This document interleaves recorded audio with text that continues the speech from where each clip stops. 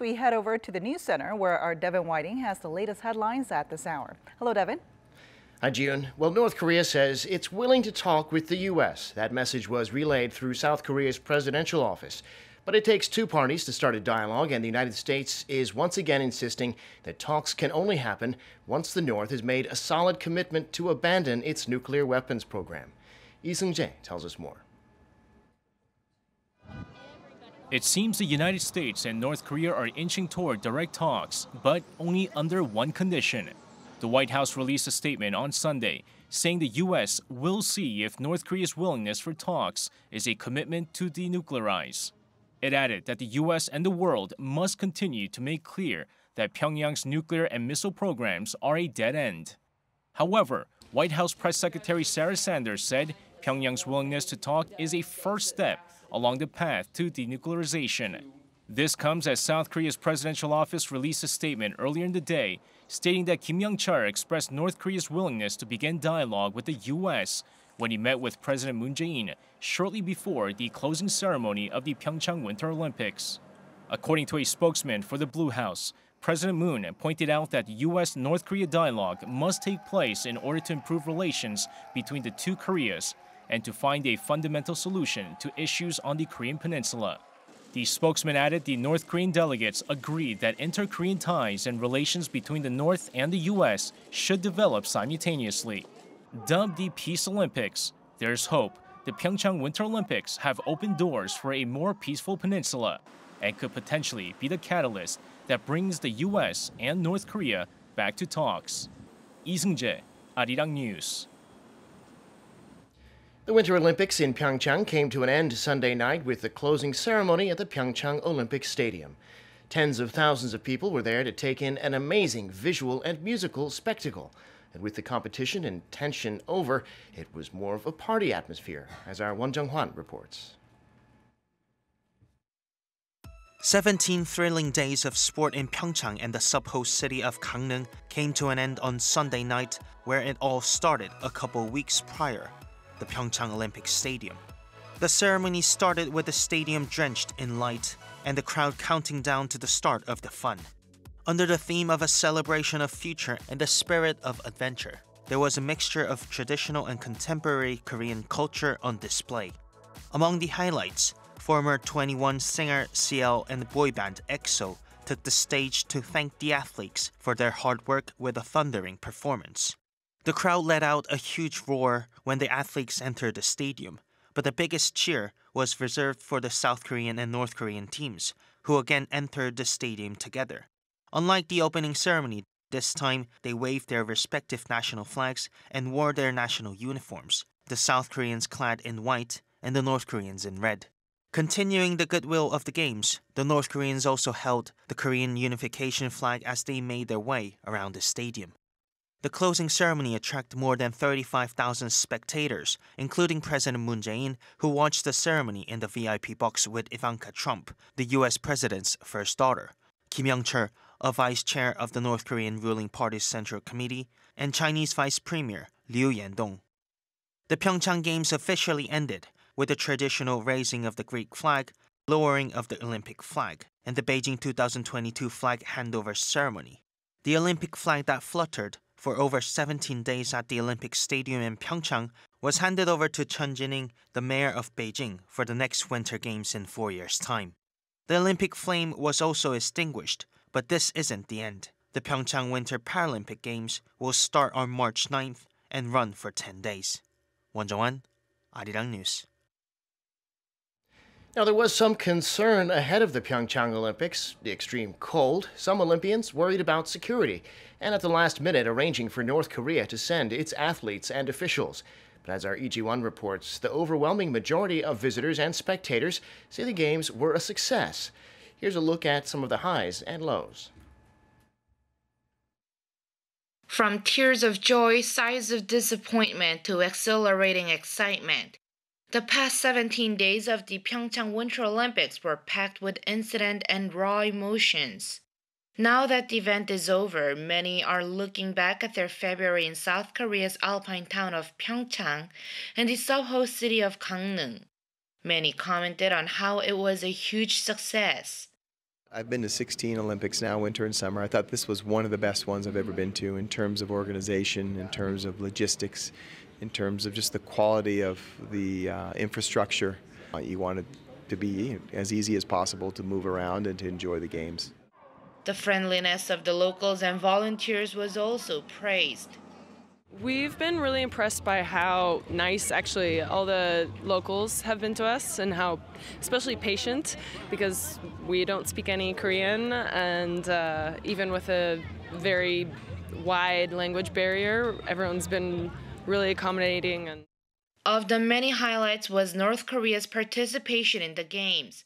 While the decision and process was initially controversial, people say these exchanges prove the Olympics is more than just a sporting event. Not just bold, but I think it sent a message to the world. And there's really only one place that could do that, and that is here in South Korea and here in PyeongChang. And a lot of people say, oh, but that's, politics hijacking the games. No, actually, this is not a story about politics. This is a story about people. The bone-chilling temperatures during the Games was a major concern, and it caused a number of snow events to be postponed. But journalists who've covered numerous Winter Olympics say cold is not a problem for winter sports. Olympics are so big, there are always going to be issues, and those certainly were issues. In terms of the weather, yeah, it was very cold the first week, but in a way, this is the Winter Olympics. They're supposed to be cold.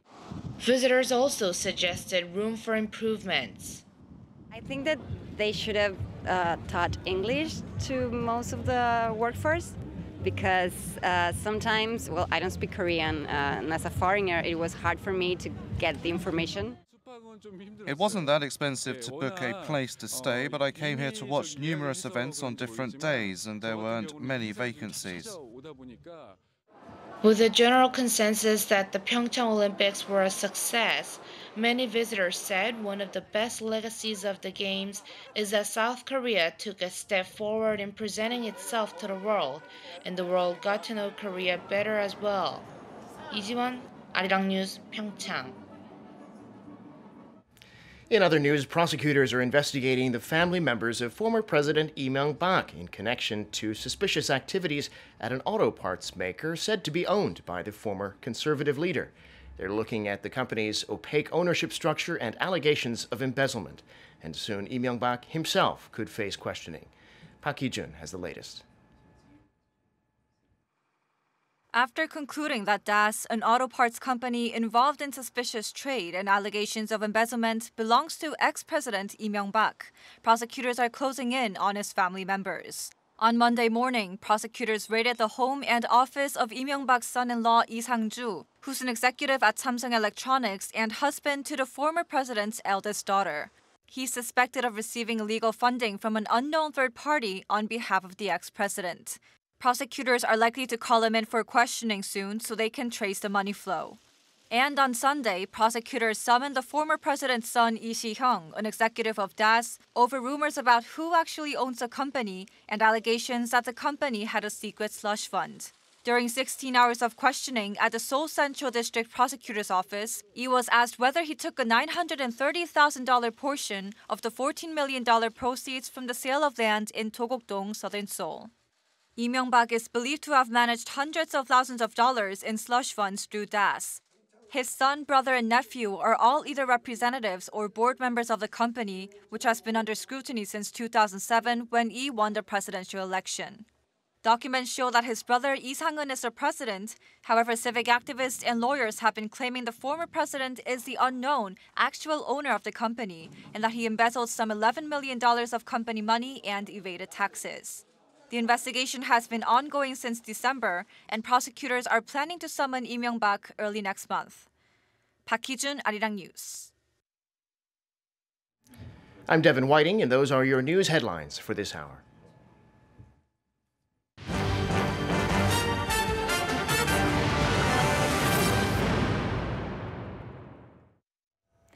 North Korea's delegation, led by General Kim Yong-chul, attended the closing ceremony of the PyeongChang Winter Olympics on Sunday. And the Blue House said that President Moon and Kim met for talks just hours before the closing ceremony.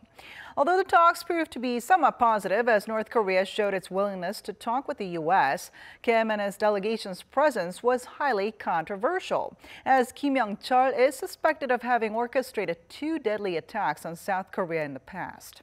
Our Ji Myung-gil starts us off. North Korea's 8-member high-level delegation entered South Korea on Sunday for a 3-day trip led by General Kim Yong-chul. They attended the closing ceremony of the Winter Olympics. Kim is a key official in the North ruling party in charge of handling inter-Korean affairs who stirred controversy with his links to multiple attacks on South Korea. During his time as military intelligence chief, he is accused of masterminding 2 attacks on South Korea. The first being the sinking of the South Korean warship Cheonan in 2010, in which 46 sailors were killed, and the second, the artillery attack on Yeonpyeong Island in 2010, which killed 2 civilians and 2 Marines. His inclusion in the delegation has caused outrage in some quarters. However, Seoul's Unification Ministry said responsibility for the Cheonan incident cannot be definitively laid on Kim, despite the fact that he led the North spy agency at the time.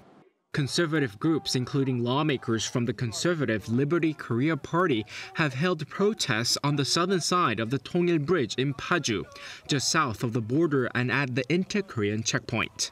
Still, the South Korean government has welcomed his visit amid improving inter-Korean relations and hopes for an Olympics-inspired détente. Meanwhile, the 2 Koreas will hold working-level talks on Tuesday to discuss the North participation in the PyeongChang 2018 Paralympic Winter Games starting March 9th. The 2 sides will meet at the northern side of the inter-Korean border at Panmunjom, with Seoul sending a 3-member delegation. Ji Myung-gil, Arirang News. And to tell us more about what we can expect in regards to talks between the 2 Koreas as well as between the U.S. and North Korea, Dr. Jhang, a research fellow at the Sejong Institute, joins us in the studio today. Welcome to the program. Thank you for having me. All right, so to start us off, a meeting between Ivanka Trump and Kim Yong-chul did not happen. Why so? Though many observers talked about the possibility of meetings between 2, but it was actually very unlikely to happen in the first place. It's because not only about the issue of the talks, but also about the optics of the meeting. So North Korea doesn't want to talk about its nuclear weapons, and the United States only want to talk about the nuclear weapon of North Korea.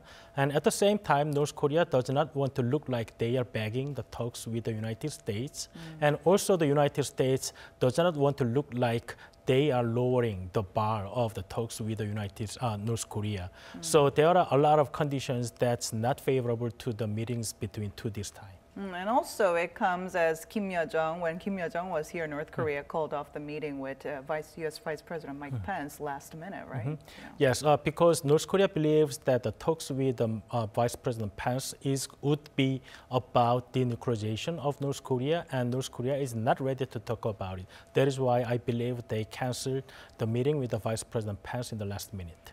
But like we heard earlier, Kim Yong-chul did express his willingness to talk with the U.S. So what can we make of this, and what could be North Korea's intention behind such an offer? So as only a very little fraction of the meeting was revealed in the report, we do not know in what context Kim Yong-chul mentioned about its willingness to talk with the United States. But we believe that President Moon Jae-in mentioned that the talks between United States and North Korea is necessary, not only to improve inter-Korea relations, but also to solve the fundamental issues on Korean Peninsula, which means the denuclearization of North Korea. But Kim Yong-chul apparently did not mention the word denuclearization of nuclear weapons yet. So we don't know whether North Korea's willingness to talk with the United States is about nuclear weapons of North Korea, or as it has pushed before, that any talks is possible if nuclear weapon is not the agenda of the talks with the United States. And of course, the U.S. did respond cautiously to the possibility of talks with North Korea. So tell us more about how the U.S. has responded to all this. So after the report was, there was a report about the willingness of North Korea to engage with the United States, Ms. Sarah Huckabee Sanders, the spokesperson of the White House, issued a statement that the denuclearization should be the outcome of any talks with North Korea. And also they said that we'll see if Pyongyang's message represent the first step along to the path to denuclearization. So it's consistent from the United States that United States is only interested in talks with the North Korea when North Korea is ready to talk about denuclearization of North Korea. So United States, it's difficult right now, that difficult for United States to accept North Korea's message that they are just willing to engage with the United States. And although we don't know a lot about the meeting that happened between President Moon Jae-in and Kim Yong-chul, which was an unannounced meeting just hours before the closing ceremony for the PyeongChang Olympics. So tell us more about this unannounced meeting. So we really don't know when it happened and where it happened, because so many things are not revealed yet. But so only part of the conversation between President Moon and the North Korea's delegation was revealed. And we believe that President Moon Jae-in talked about how United States and the North Korea can talk after the Olympic Games or the Paralympic Games, because our government policy is to continue the momentum that happened during the Olympic Games between two Koreas. But the problem is that North Korea is really not ready to talk with the United States about its nuclear weapons, and United States refused to talk with North Korea unless North Korea commit to talk about nuclear weapons. So I think President Moon Jae-in spent many times with Kim Yong-chul to persuade him that it's best in North Korea's interest if North Korea comes to the denuke dialogue with the United States. And now there's a chance that Kim Yong-chul might have brought another message from Kim Jongun. So what kind of message could he have brought for President Moon from North Korea? After Kim Yo-jong and Kim Yong-nam's visit during the opening ceremony, maybe South Korean government has reviewed a lot of information that they got from the information from the meetings with the North Korea delegation during the opening ceremony. And South Korean government is considering to sending the special envoy to North Korea to meet with Kim Jong-un, the North Korea's leader, because no one has met Kim Jong-un. Right. So in our belief that it's important to listen from him directly about the issues on Korean Peninsula. So there's a chance that Kim Yong-chul might bring some message from Kim Jong-un that on what condition that Kim Jong-un can accept the special envoy, and what kind of agenda that special envoy of South Korea can bring to North Korea when the special envoy can meet the Kim Jong-un. So while all this is going on, let's shift our focus a little bit to the actually postponed joint military drills between Seoul and Washington. What's happening with that? So two Koreas have agreed to have military talks in January, but it has not happened yet. But it's not a serious issue, because military talks is not about like strategic issues like nuclear weapons or unification. It's usually about like loudspeaker issues on the border or restoring that damaged communication line between two Koreas. So when they have some agendas to come up, then it's not a difficult thing that both countries to have military talks later. And what about the joint military talk or the drills between Seoul and Washington? Korean government and the U.S. government have not officially declared that they would have postponed military drills in April, but I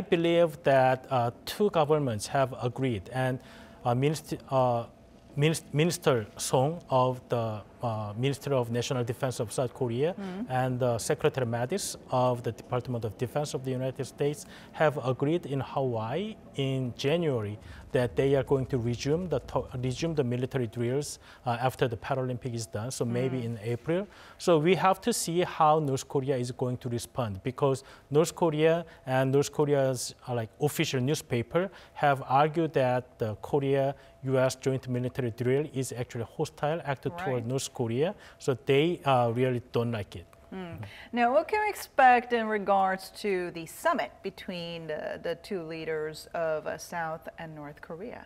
I think President Moon Jae-in already mentioned how the summit can be possible between two Koreas.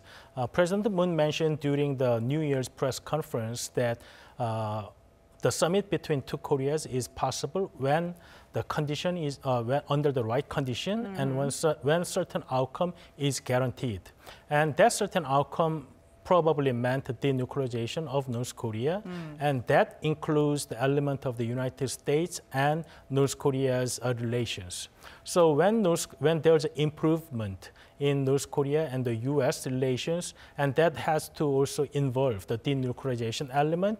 So I think it's not easy to have early summit yet because of the fact that North Korea has not shown any interest in talk with the United States about nuclear weapons. So I think we have to see when North Korea changes its mind about nuclear weapons. And U.S. President Donald Trump actually said on Friday that the U.S. had leveled its quote-unquote heaviest sanctions ever against Pyongyang. Now, what impact would this have on North Korea's trade and shipping abilities? From December last year and until the early February, United States and the Japanese government has shown a lot of satellite images that ships are illegally trading goods and oils and coals on the sea. So which is actually banned from the international sanctions and the United States sanctions. So United States is trying to fill every gap in the sanction regime, and by imposing another sanction on North Korea, United States is to cut off North Korea's any influx of cash or energy sources to North Korea. And I believe that this is just a short of maritime interdiction or maritime blockade. This is now it is a financial sanctions, not military one. So I think United States is going to see whether the member countries, which is China, in this measure, that China is cooperating with the United States and international sanctions. So I think it's kind of a bullying against China, that U.S. is going to do further things if China doesn't cooperate. Now, you just mentioned that the U.S. is preparing to expand its interception of ships suspected of violating sanctions on North Korea. Now, would South Korea take part in this plan? And if so, what impact would this have on inter-Korea relations? So it's not maritime interdiction or maritime blockade yet. And it's very sensitive that U.S. military ships are coming into the Yellow Sea or any part of the sea near the Chinese border. So U.S. government expected that South Korea and Japan and do a lot of operation on this maritime interdiction when any ships are suspicious of carrying goods to North Korea. And in the past, there was an incident that the U.S. naval ships just block the transpassage of North Korean ships because it was suspicious of carrying illegal weapons to export to somewhere else. So that at the time, North Korean ships has to turn around, go back to North Korea. So this kind of measures will be taken in place with the help of its allies and partners in the region. And also, United States expect that China has measures on its own ships, its own jurisdiction. So United States does not want to go further than that. Well, definitely a lot to keep our eyes on from here now. Thank you so much for your insight today. Thank you. And that brings us to the end of our show, but stay tuned to Arirang for more news updates throughout the day. As always, thank you for watching and goodbye for now.